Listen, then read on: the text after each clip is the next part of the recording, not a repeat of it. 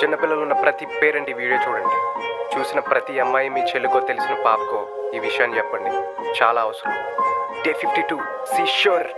స్కూల్కి పంపే ముందు చెప్పండి మీ పిల్లలతోని, చదువు ఆటలే కాదు కాస్త జాగ్రత్తని ఎదవలతోని.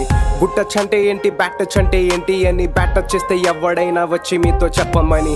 బయటోడైనా అవని, ఇంట్లో వాళ్లే అయినా అవని, అరే తల్లి అమ్మకు చెప్పు చూసుకుంటాను నేను అని.